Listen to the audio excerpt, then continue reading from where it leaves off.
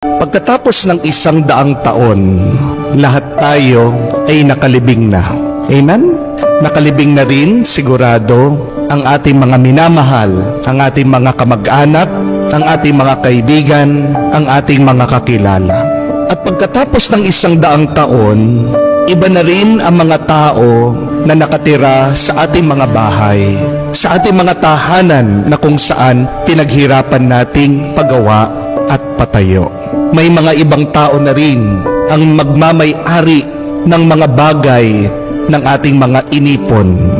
Pagkatapos ng 100 taon, ang kotse na binayaran natin at inutang, wala na rin. Maaaring ito ay scrap, lata na, tinapon, o baka inilibing na rin.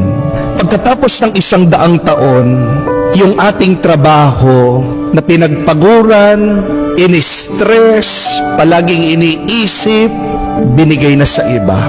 O maaaring ang kumpanya na ating pinasukan ay wala na rin. Pagkatapos ng 100 taon, yung mga kaaway natin na kinaiinisan, nakabaon na rin.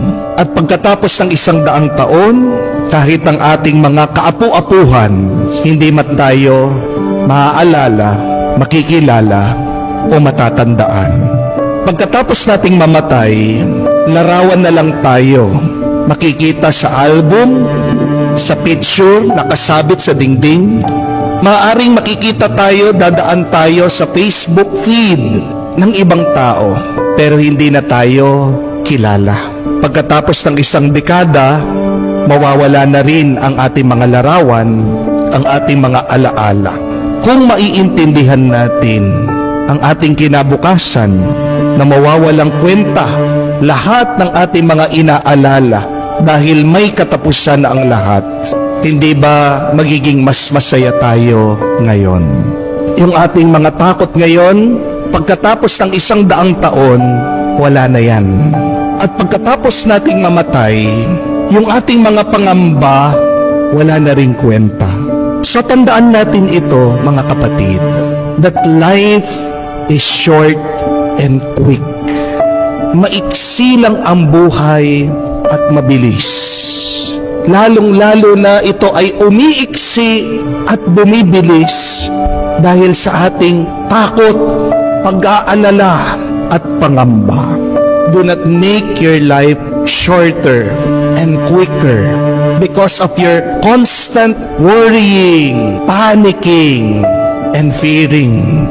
Baka sa huli, magsisi ka na inubos mo ang iyong buhay sa kakaisip at sa pag-aalala.